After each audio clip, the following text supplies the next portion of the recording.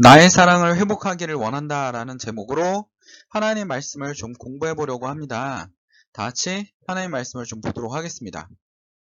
자, 에베소에 대해서 공부해 보려고 합니다. 에베소 교회에 대해서 공부를 해 보려고 하는데 당시의 배경을 좀 살펴봅시다. 이 에베소라는 도시는 상당히 번창했던 도시입니다. 에베소는 소아시아의 육로 교통의 중심지이며 해상 교통의 중심지였습니다.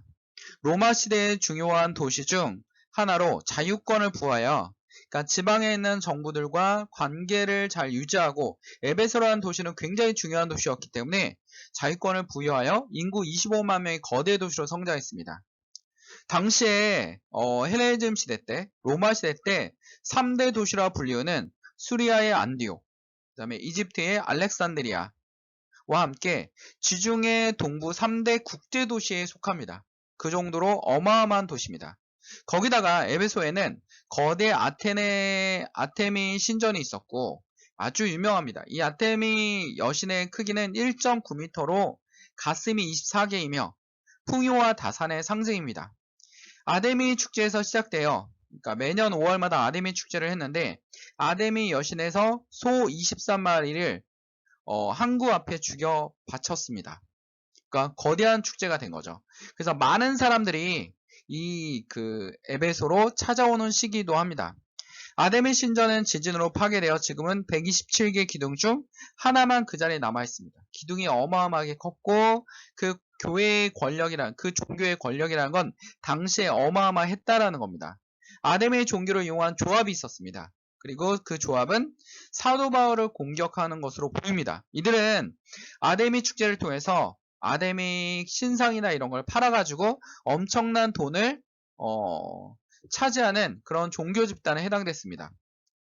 자, 에베소에서는 셀수스 도서관이 있는데 그 당시에 로마 시대 때 예수님이 있었던 당시에 사도 바울이 활동했던 당시에 책 1만 2천 권을 소장하고 있었던 도서관을 가지고 있었고 그뿐 아니라 목욕탕이라든지 그 다음에 극장이라든지 시장이라든지 심지어는 시장의 밑에는 대리석으로 깔려 있을 정도로 엄청난 상업의 중심지로 없는 물건이 없을 정도로 굉장히 유명했습니다. 심지어는 여러분 안토니우스와 클레오파트라가 그러니까 로마의 집정관 안토니우스 그 다음에 이집트의 여왕 클레오파트라 유명하지 않습니까? 이들이 결혼한 후에 수시로 에베소에 와서 보석과 화장품을 구입했다고 합니다. 그 정도로 에베소는 경제적으로 풍요한 도시였고 국제적인 도시였고 거대 도시였다라는 겁니다. 근데 이 에베소에 교회가 세워졌습니다. 자, 에베소의 위치를 좀 지도로 보면요. 자, 여기 반모섬, 우리 사도 요한이 갔던 반모섬이 있고요. 자, 네이버에서 지도를 인용해 왔습니다. 자, 그 다음에 여기 에베소와 서나모, 버가모, 두아디라, 사데, 빌라델비아, 라오디게아 7교회가 나오죠. 그 중에서 하나가 에베소 교회입니다. 에베소 교회고 여기가 지금의 터키입니다. 지도를 좀 더 확장해서 보면 여기가 그리스가 있고 여기가 반모섬이 있고요. 그 다음에 여기가 에베소가 있습니다. 터키. 지금의 이스탄불이 여기 있죠. 콘스탄티노플이 여기 있는데 터키는 무역의 중심지였습니다. 해양교통의 중심지였고 상당히 당시에 그리스와 이 주변 도시를 주변으로 해서 상당히 고대부터 굉장히 번창했던 곳이 바로 에베소입니다. 됐나요? 그리고 여러분 여기 크레타 섬이 있잖아요. 크레타 섬, 크레타 문명이라고 부르는 곳이고 여기가 바로 에게 우리 학생 때 배웠던 에게 있잖아. 에게해라는 그 바다입니다. 에게 그만큼밖에 안 돼라는 그 에게해 바다예요. 자, 됐나요? 그게 바로 에베소예요. 그러니까 에베소는 엄청나게 번창했고 상업이나 여러분 뭡니까? 여러분 실제로 에베소에 가면 또 나이키 여신상이 있어요. 그러니까 그 나이키 여신상에 승리를 뜻하는 거를 나이키에서 그대로 인용을 해가지고 여러분이 좋아하는 스포츠 의료 나이키가 만들어진 겁니다. 그런 것처럼 당시에 그리스와 헬레니즘 문화, 로마 문화가 섞여 있고 상업과 무역의 중심지로 엄청나게 번창했던 교회였습니다. 근데 이 교회가 자, 에베소 교회는 어땠냐면 자본이 풍부한 지역이었어요. 그러니까 상업의 중심지였으니까 돈이 엄청나게 많았겠죠. 그러니까 돈이 많았지만 심지어는 철학도 엄청나게 발전해서 당시에 그리스 시대부터 철학자들은 엄청난 돈을 많이 벌었기 때문에 거짓 교사나 거짓 철학자가 많았습니다. 그러니까 잘못된 철학 사상들이 많이 만들어졌고 그 철학 사상이 교회에 안 좋은 영향을 미쳤습니다. 거기다가 황제 숭배 사상이 강요되는 도시 중에 하나였어요. 그리고 워낙 상업이 번창하고 국제적 도시였기 때문에 각종 인종이 모여 있었습니다. 그리고 굉장히 포괄적 문화를 가지고 있어서 하나님의 복음이 쉽게 들어갈 수 있었습니다. 그래서 사도행전 20장 28절에 32절에 보면 사도 바울이 에베소 장로들에게 하는 말이 있습니다. 여러분, 새 번역으로 해서 좀 더 쉽게 이해할 수 있도록 한번 해봅시다. 여러분, 자기 자신을 잘 살피고 양떼를 잘 보살피십시오. 성령이 여러분의 양떼 가운데 감독을 세우셔서 하나님께서 자기 아들의 피로 사신 교회를 돌보게 하셨습니다. 내가 떠난 뒤에 사나운 이리들이 여러분 가운데 들어와서 양떼를 마구 헤아리라는 것을 나는 압니다. 거짓 교사와 거짓 철학자, 이단들이 득실거렸다라는 겁니다. 그리고 잘못된 철학을 논자하고 잘못된 그리스도를 논자하는 사람들이 많았다라는 겁니다. 바로 여러분 가운데서도 제자들을 이탈시켜서 자기를 따르게 하려고 어그러진 것을 말하는 사람들이 나타날 것입니다. 그러므로 여러분이 깨어있어서 내가 3년 동안 밤낮 쉬지 않고 각 사람을 눈물로 훈계하던 것을 기억하십시오. 나는 이제 하나님과 그의 은혜로운 말씀을 여러분에 맡깁니다. 하나님의 말씀을 여러분을 튼튼히 세울 수 있고 거룩하게 된 모든 사람들 가운데 여러분을 하여금 유업을 차지하게 할 수 있습니다. 그래서 에베소 교회가 정말 잘한 것은 뭐냐면 거짓 교사들을 다 몰아냈습니다. 거짓 교사들을 다 몰아내고 교회를 정화하는데 엄청나게 애를 썼다라는 겁니다. 그래서 여러분 사도 요한의 말에 의하면 우리 사도 요한의 기록을 보면 요한계시록 2장 1절에서 4절에 보면 에베소 교회 사자들에게 편지하라. 오른손에 있는 7뼈를 붙잡고 7 금촛대 사이를 거니는 이가 이르시되 내가 내 행위와 수고와 인내를 알고 또 악한 자들을 용납지 아니한 것과 자칭 사도라 하되 아닌 자들을 시험하여 그의 거짓된 것을 내가 드러낸 것과 또 내가 참고 내 이름을 위하여 견디고 게으르지 아니한 것을 아노라. 자, 사도 요한이 뭐라고 얘기하고 있습니까? 모두 다 거짓된 교세를 깨끗이 정화했던 교회가 바로 에베소 교회다. 칭찬이 끊이지 않는 교회였습니다. 굉장히 번창했던 교회입니다. 사도 바울이 여기서도 거의 2년 반 동안 어떻게 했습니까? 2년 반 동안 여기서 남아서 사역을 했었고, 자, 디모데를 남겨서 에베소 교회를 관리하게, 감독으로 세워서 관리하게 했다라는 겁니다. 근데 사도 교환이 나중에 에베소 교회에게 문책하는 길이 있습니다. 그러나 너희는 책망할 것이 있나니 너희는 처음 사랑을 버렸노라. 하나님에 대한 사랑이 없어졌다라는 겁니다. 이들이 뭘만 들고 있었던 겁니까? 칼만 들고 있었던 겁니다. 거짓 교사들 내보내야 돼. 거짓 교사들을 없애야 돼. 이런 칼만 내밀고 있다 보니까 하나님에 대한 사랑이 사라졌다라는 겁니다. 처음의 사랑이 식었다라는 겁니다. 그게 바로 에베소를 향한 또 사도 요한의 기록입니다. 오늘 에베소서에 우리 감옥에 있는 사도 바울이 에베소에 편지를 썼습니다. 정말 간절한 마음으로 편지를 썼습니다. 자, 에베소 3장 14절 19절에 보면 이러므로 내가 하늘과 땅에 있는 각 족속에게 이름을 주신 하나님 앞에 무릎 꿇고 비노니. 자, 무릎을 꿇고 비노니라고 얘기하고 있습니다. 무릎을 꿇고. 여러분, 유대인들은 서서 기도를 합니다. 서서 기도를 하는데 사도 바울은 서서 기도하지 않고 무릎을 꿇고 정말 간절하게 눈물로 기도를 합니다. 눈물로 기도를 합니다.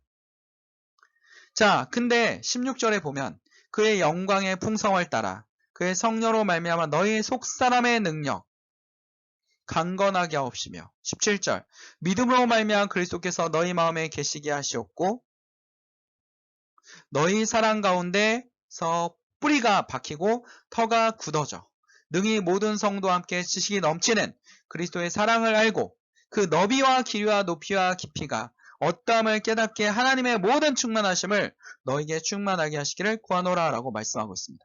우린 여기서 좀 더 깊이 있게 한번 들어갈 필요가 있습니다. 16절이면 그의 영광의 풍성에 따라 그의 성령으로 말미암아 너희 속사람의 능력으로 강건하게 하시오며, 속사람이라는 단어, 이게 헬라어로 어떻게 되어 있냐면 소에소 아드로팍스는 사람이라는 뜻이죠. 속사람, 이 단어는 유일하게 사도 바울만 사용하는 단어입니다. 속사람. 하나님께서 창세기에 우리를 창조하실 때 흙으로 사람을 빚으시고, 흙은 겉사람, 그리고 하나님의 뭡니까? 하나님의 생기를 불어넣으셨습니다. 영혼을 불어넣으셨다라는 겁니다. 영혼을 불어넣으셨다는 겁니다. 이 속사람이라는 단어가 우리 사도 바울이 기록한 로마서에 보면, 로마서 7장 20절 24절에 보면 내 속사람으로 하나님의 법을 즐거워하되, 속사람은 하나님의 법을 즐거워하는 사람입니다. 영혼의 사람입니다. 영적인 사람입니다. 하나님의 사람입니다. 하나님께 기도하는 사람입니다. 사도 바울이 무릎 꿇고 기도할 때 내가 감옥에 있으니까 나가게 해주십시오, 이런 기도한 적이 없습니다. 내가 감옥에 있으니까 건강하게 해달라고 성도들한테 편지하지 않았습니다. 오히려 에베소 교회를 향해서 걱정하고 하나님의 속사람이 되기를 간절히 기도했습니다. 우리는 어떻게 기도해야 됩니까? 사도 바울의 기도의 내용대로 한다면 하나님의 속사람이 되게 하십시오. 속사람은 뭡니까? 하나님의 성령이 매주 거주하시고 하나님의 인도하심을 받는 사람. 내 지체 속에 있는 다른 법이 내 마음의 법과 싸워 내 지체 속에 있는 죄의 법으로 나를 사로잡은 것을 보는도다. 우리는 완벽하지 않다라는 겁니다. 예수님을 통해서 십자가를 통해서 아담의 원죄, 아담으로부터 죄가 나왔어요. 오직 한 사람이 우리의 조상입니다. 누굽니까? 아담입니다. 그 사람부터 하나님의 법을 어기고 죄가 나왔습니다. 그 죄를 누굴 통해서 없애버렸습니까? 예수 그리스도를 십자가에 철저하게 죽임으로 말미암아 없애버렸습니다. 그러나 우리는 완벽하지 않습니다. 속사람과 겉사람이 싸우는, 그런 겉사람과 속사람이 싸우는 그런 마음을 가지고 있습니다. 내 지체 속에 하는 다른 법, 악한 법과 끝까지 싸우는 모습, 그게 바로 우리의 기도입니다. 성령으로 이겨나야 됩니다. 우리는 이겨낼 수가 없습니다. 속사람의 능력을 건강하게 하며 그걸 통해서 우리가 이겨나갈 수 있는 것입니다. 됐나요? 17절에 믿음으로 말미암아 그리스도께서 너희 마음속에 계시니, 너희 마음속에 계시니 라는 뜻은 뭡니까? 거주하다, 살다라는 겁니다. 즉 그리스도께서 우리 마음속에 거주하셔야지만 우리가 살아나갈 수 있습니다. 우리는 이렇게 기도합시다. 그리스도께서 내 마음속에 계시고 우리 속사람의 영을 붙들어 주시사 강건하게 하시고 건강하게 하옵소서. 영이 건강하면 어떻게 됩니까? 마음이 건강해집니다. 육이 건강해집니다. 의학책에서도 심리학책에도 있습니다. 건강한 생각과 행복한 생각이 나의 몸을 건강하게 해줍니다. 이게 바로 뭡니까? 긍정의 힘입니다. 예수 그리스도의 힘입니다. 예수 그리스도가 우리 마음속에 거하게 하시라는 겁니다. 오늘 우리 마음속에서 배울 수 있는 게 많이 있었습니다. 첫 번째 뭐였습니까? 바로 에베소 교회는 영이 썩어가고 있는데, 속사람이 썩어가고 있는데 오로지 칼만 들고 거짓 교사와 거짓 선지자만 잡는데 애를 썼다라는 겁니다. 오늘날 한국 교회도 우리 자신도 모두 다 딴 사람을 판단하지 말고 우리의 영이 회복될 수 있도록, 우리의 예수님의 사랑이 회복될 수 있도록 기도해야 합니다. 기도할 때입니다. 당시에도 그랬습니다. 당시에도 그랬습니다. 지금 사회가 혼란스럽다고 얘기합니까? 당시에도 더 혼란스러웠습니다. 더 힘들었습니다. 예수 그리스도를 믿기는 더 힘들었습니다. 사도 바울 시대에는 더 힘들었습니다. 예수님의 제자 시대에는 지금보다 더 혼란스러웠습니다. 지금이 훨씬 더 감사하며 살 수 있는 그런 시대입니다.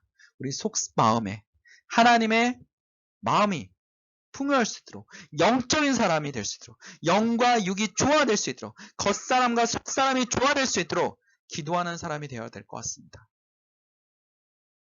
기억합시다.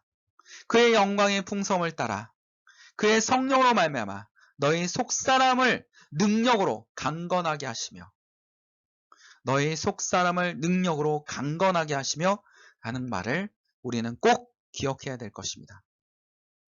기도하겠습니다. 사랑과 하나님 충만하신 하나님 아버지, 오늘도 주의 성령의 인도하심에 따라 하나님의 말씀을 전파하고 하나님의 말씀이 선포되었습니다. 어울림 교회를 통해서 하나님의 말씀이 드러나게 하시고 우리가 육의 사람을 쫓아가는 것이 아니라 앉아서 거짓 선자들만 판단하는 칼이 되는 것이 아니라 우리의 마음과 영이 회복될 수 있도록, 예수 그리스도가 우리 마음속에 거주할 수 있도록 주님 붙들어 주시옵소서. 주의 성령의 인도하심을 부어 주시옵소서. 우리의 능력 속에 죄악이 없어지게 하시고 어둠을 이겨낼 수 있는 힘을 더하여 주시옵소서. 이 모든 것이 회복되면 우리 영이 맑아질 것이라는 것을 우리가 기억할 수 있게 하여 주시옵소서. 이 모든 것을 예수 그리스도의 이름으로 간절히 기도합니다. 아멘. 자, 어울림 교회였습니다. 여러분의 구독과 좋아요, 댓글이 어울림 교회의 복음이 전파되는데 힘이 됩니다. 감사합니다.